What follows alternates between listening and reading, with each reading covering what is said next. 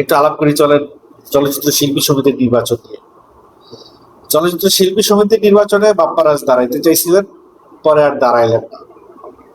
এখন নানা নামে একজন অভিনেতা আছেন, তিনি বললেন বাপ্পারাজের সাহস নাই, সে ভয় পাইছে। স্বাভাবিক, কেউ একজন যদি ইলেকশনে দাঁড়াইতে চায়, পরে যদি না দাঁড়ায়, নিজের নাম সরায় নেয়, তাহলে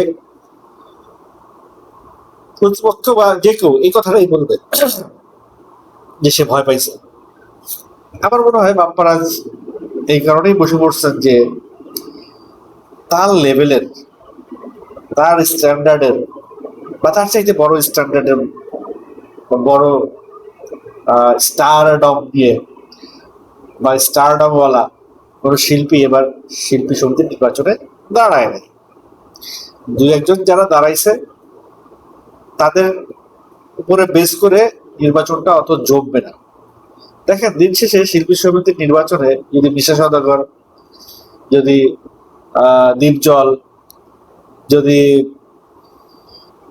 দীপুর জায়েদ বা এই টাইপের পয়সাওয়ালা লোক যদি নির্বাচনে না দাঁড়ায়, তাহলে নির্বাচনের আমেজ কিন্তু তৈরি হবে না।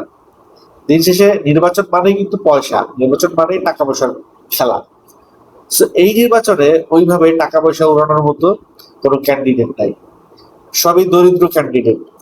কারণ দরিদ্র ক্যান্ডিডেট তাদের যারা তাদের নির্বাচন নিয়ে যারা রাস্তায় থাকবে বা ক্যাম্পেইন করবে, তাদের খরচ তো ঠিক মতো দিতে পারবে না, নির্বাচনটা জমবে কি করে?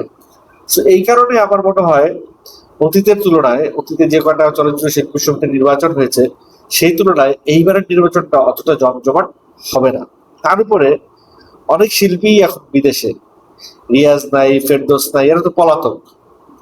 অনেক শিল্পী আওয়ামী লীগপন্থী, তারা সহজে এই ইলেকশনের মাঠে আসবে না।